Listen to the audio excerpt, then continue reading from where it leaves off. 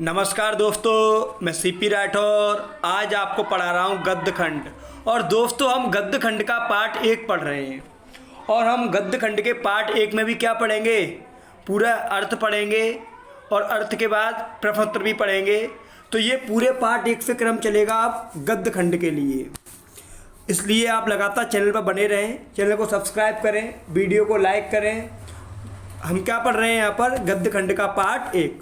तो दोस्तों जो गद्य खंड का पार्ट 1 है, इसका नाम है भय और इसकी विधा है वो है निबंध। क्या है? निबंध। इसके लेखक कौन है?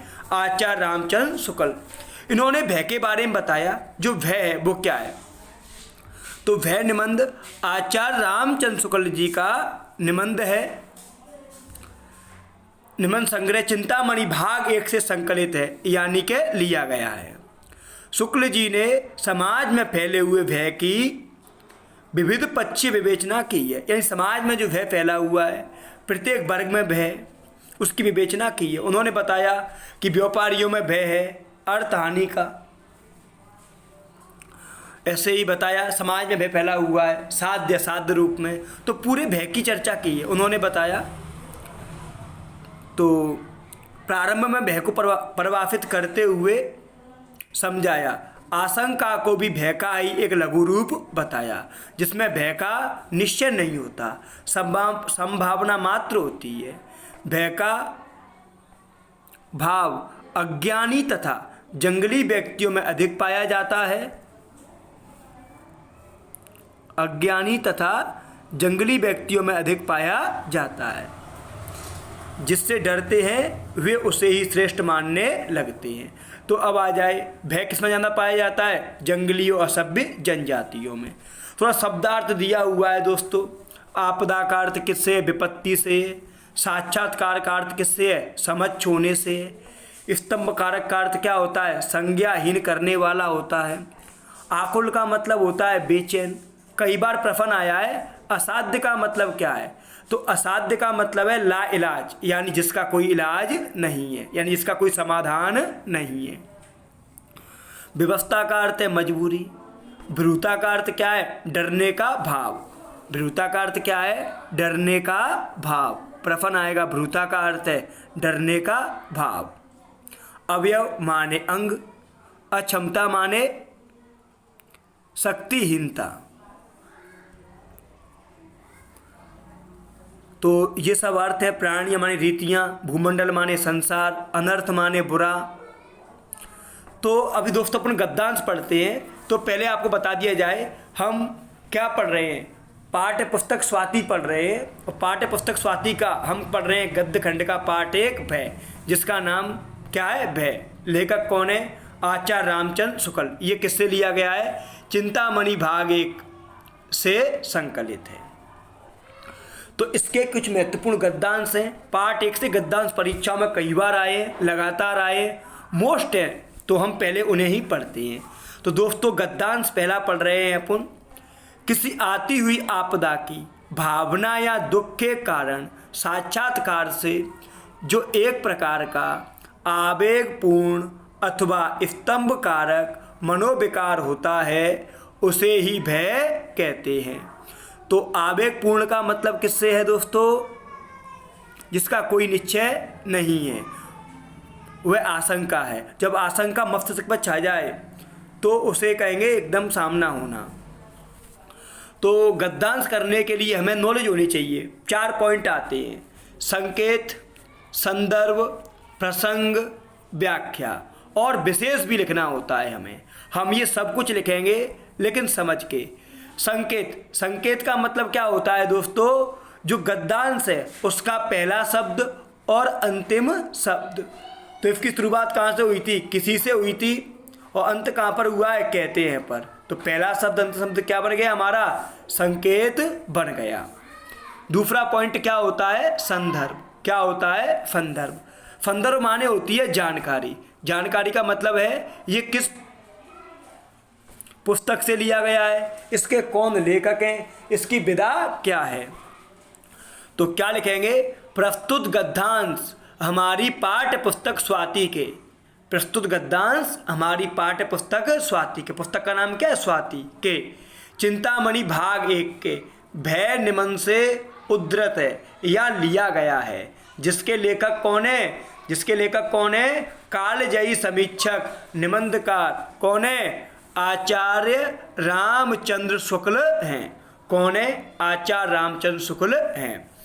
एक सामान्य भाषा में क्या हमने नॉलेज दिया?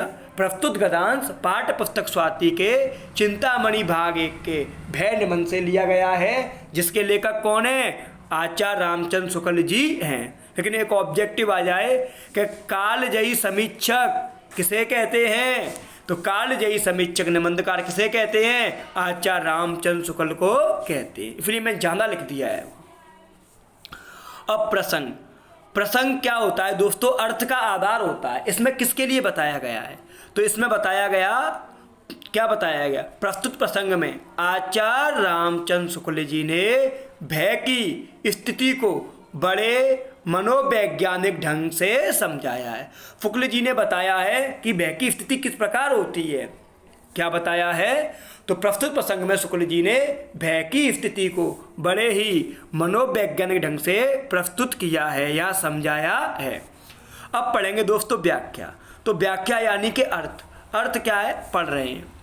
किसी आने वाले संकट यानी कि कष्ट, किसी आने वाले संकट या कष्ट के कारण के सामने आने पर उससे उत्पन्न होने वाले दुख का जब अनुमान होता है, यानी जब कोई कष्ट या संकट सामने आता है तब उसके वास्तविक दुख का जो अनुमान होता है तो मन में आवेगपूर्ण भाव उत्पन्न होते हैं। किससे? उस दुख के अनुमान से मन में क्या होते हैं? आवेगपूर्ण भाव उत्पन्न होते हैं या उठते हैं।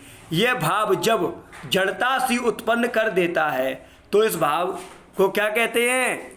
तब इस भाव को क्या कहते हैं? मनोविकार भाव या मनोविकार को क्या कहते हैं? भय कहते हैं। यानी क्या हो गया? जब कोई संकट या कष्ट सामने आता है तब उसकी वास्तविकता से जो आवेग शून्य भय होता है, जो स्तंभ कारक भय होता है, उसे क्या कहते हैं?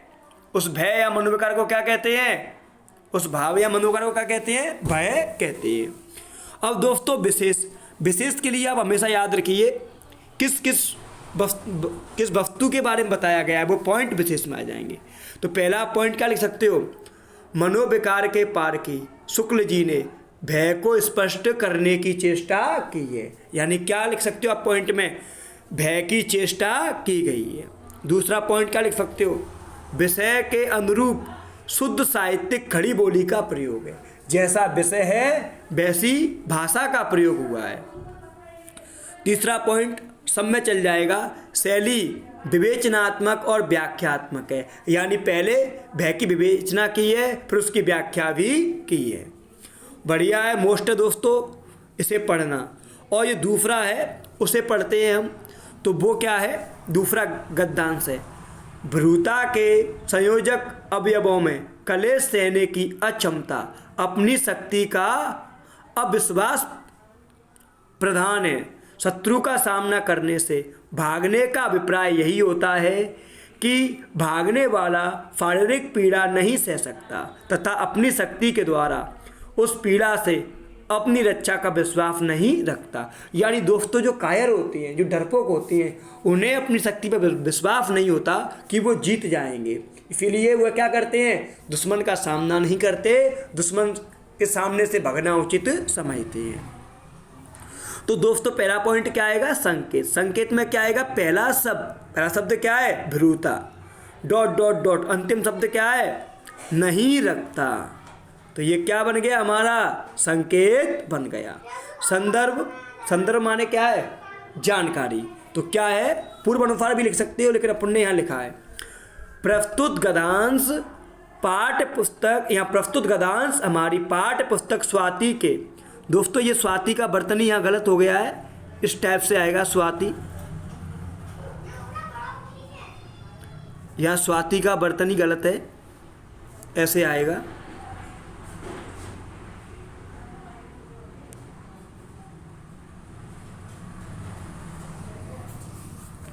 प्रस्तुत गद्यांश हमारी पाठ्य पुस्तक स्वाति के भय निबंध से उद्धृत है या लिया गया है, जिसके लेखक कालजयी समीक्षक, साहित्यकार, निबंधकार आचार्य रामचंद्र शुक्ल जी हैं।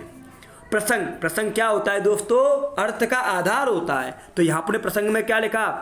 प्रस्तुत प्रसंग में शुक्ल जी ने भ्रूता के विषय में चर्चा करते हुए बताया है कि भ्रू व्यक्ति में दुख सहन करने की क्षमता का अभाव होता है। यानी जो डरपोक होते हैं, जो कायर होते हैं, उनमें क्या रहता है? वह शक्ति नहीं रहती जो कष्टों का सामना करे। तो प्रस्तुत प्रसंग में शुक्ल जी ने क्या बताया कि जो भ्रू व्यक्ति है उसमें क्या रहता है? दुख सहन करने की क्षमता नहीं होती। अब क्या आएगा? क्योंकि उसे स्वयं की शक्ति पर विश्वास नहीं होता है। क्या नहीं होता है? स्वयं की शक्ति पर विश्वास नहीं होता है। अब व्याख्या, व्याख्या में क्या लिखा? शुक्ल जी समाज में फैले हुए भय की चर्चा करते हुए कहते हैं कि भय जब स्वभावगत हो जाता है, मन का एक अंग हो जाता है, तब भय कायरता या भ्रूता की संज्ञा प्राप्त करता है। इस प्रकार भ्रूता का विधान करने वाले दो तत्व हैं। एक तो जो डर रहा है उसके मन में, उसे क्या कहेंगे? भ्रू। एक तो भ्रू व्यक्ति में कष्ट सहने की क्षमता नहीं होती। क्या नहीं होती? कष्ट सहने की क्षमता नहीं होती और जरा से दुख से ही व्याकुल हो उठता है। तथा दूसरा कारण क्या बताया? भ्रू व्यक्ति को अपनी शक्ति पर विश्वास नहीं होता है। इन्हीं कमजोरियों की वजह से वह शत्रु का सामना नहीं कर पाता है। उसे क्या कहते हैं? उसे भय कहते हैं। क्या कहते हैं? उसे भय कहते हैं।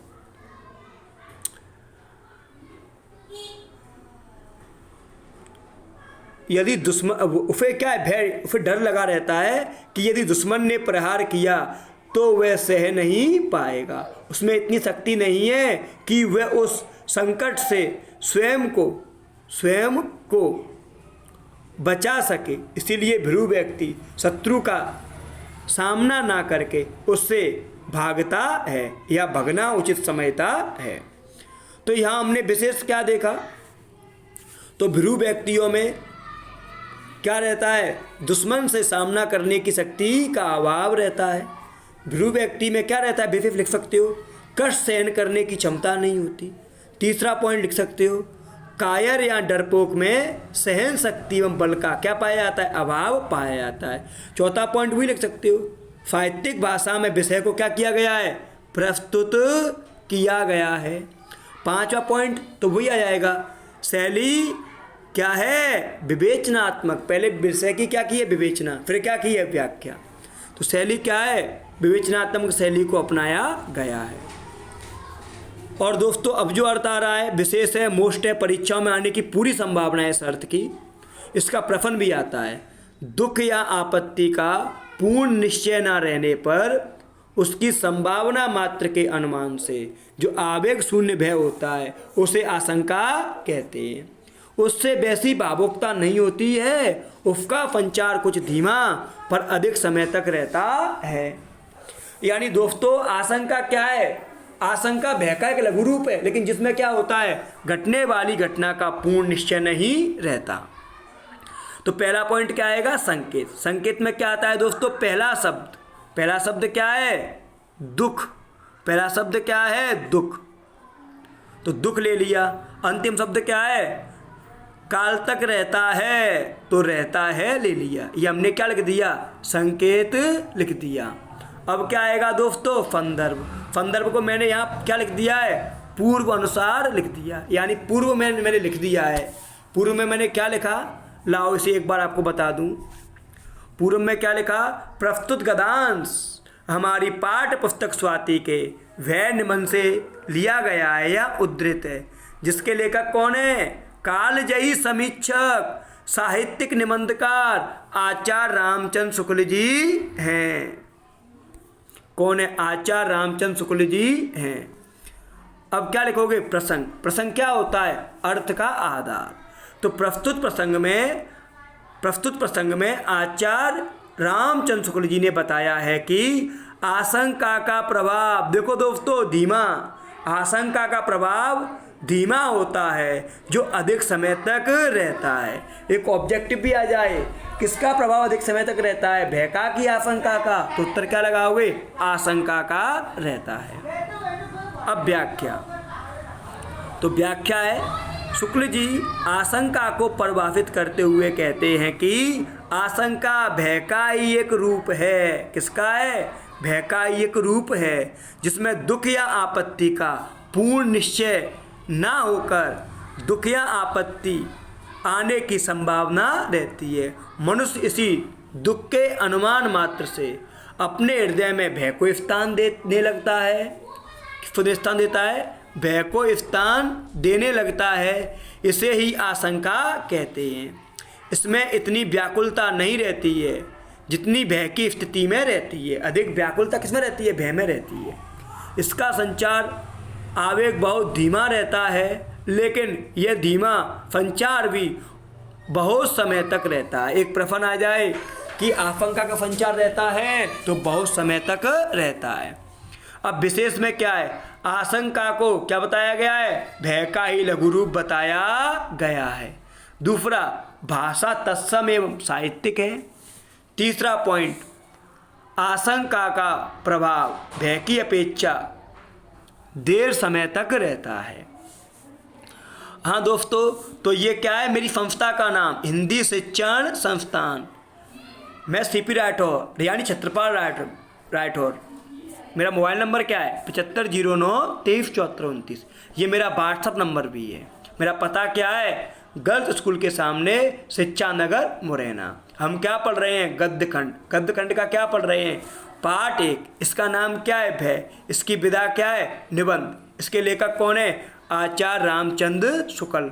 आइए अब हम कुछ प्रश्नों को पढ़ते हैं। कुछ मोस्ट प्रश्न लगाएंगे जो इस साल परीक्षाओं में आने के अनुकूल हैं।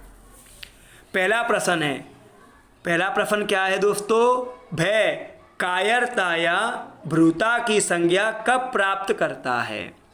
तो भय जब स्वभावगत हो जाता है तब कायरता या भ्रूता की संज्ञा प्राप्त करता है। स्वभावगत का मतलब क्या है, मन का एक अंग बन जाए। तो जब भय स्वभावगत हो जाता है तब कायरता या भ्रूता की संज्ञा प्राप्त करता है। अगला प्रश्न है, किस प्रकार के भय को आशंका कहा गया है। दोस्तों इसका अर्थ भी मैंने कराया था। अर्थ क्या था, वही सारांश इसका उत्तर होगा। तो दुख या आपत्ति का पूर्ण निश्चय ना रहने पर, दुख या आपत्ति का पूर्ण निश्चय ना रहने पर उसकी संभावना मात्र के अनुमान से, सोचने मात्र के अनुमान से, यानी उसकी संभावना मात्र के अनुमान से जो आवेग शून्य भय होता है उसे क्या कहते हैं, उसे आशंका कहते हैं। आशंका किसका लघु रूप है, ऑब्जेक्टिव आ जाए तो कमेंट्स करके बताना दोस्तों, आशंका किसका लघु रूप है।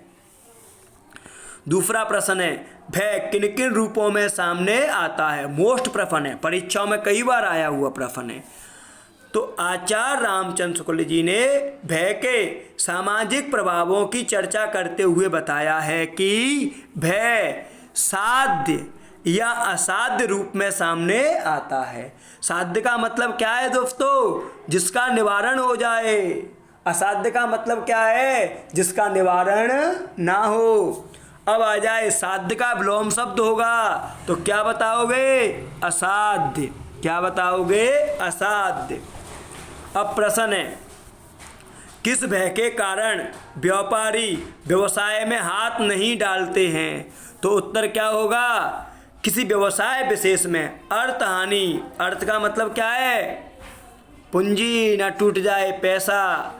तो किसी व्यवसाय विशेष में अर्थ हानि के भय से व्यापारी व्यवसाय में हाथ नहीं डालते हैं।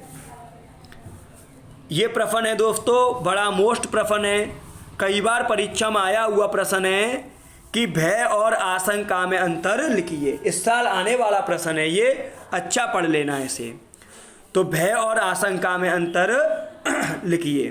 तो दोस्तों भय क्या है, भय और आशंका में अंतर। तो एक तरफ लिखेंगे भय, दूसरी तरफ क्या लिखेंगे, आशंका।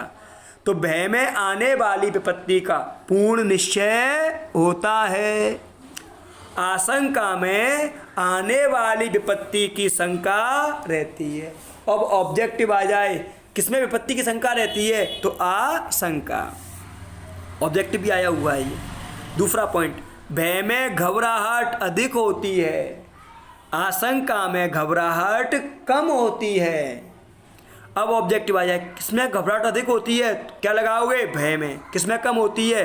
आशंका में। तीसरा पॉइंट आ जाए, तीसरा पॉइंट क्या लिखोगे? इसका प्रभाव यानी भय का प्रभाव कम समय तक रहता है, आशंका का प्रभाव अधिक समय तक रहता है। भय क्या है? भय एक मनोविकार है और आशंका क्या है? आशंका एक मनोभाव है। भय से एक व्यक्ति का आत्मबल क्षीण हो जाता है, स्वयं की शक्ति समाप्त हो जाती है, और आशंका से उस व्यक्ति में क्या बनती है? विचार की स्थिति बनती है। एक प्रश्न ये भी आ जाए कि भय किन किन स्थितियों में साध्य का स्वरूप प्राप्त करता है? तो उत्तर क्या लिखोगे? मनुष्य के अनुसार है। मनुष्य अगर सामना करेगा तो भय साध्य है, मनुष्य भाग गया तो मनुष्य क्या बन गया? भ्रू, यानी क्या बन गया? डरपोक। तो जब साहसवान बनकर मनुष्य भय के निवारण हेतु प्रयत्न करता है तो भय क्या करता है? साध्य का स्वरूप प्राप्त करता है। भय के निवारण के लिए मनुष्य को हमेशा अपने हृदय के अंदर क्या रखना चाहिए? धैर्य, साहस, सामर्थ्य के साथ साथ शिक्षा का प्रकाश रखना।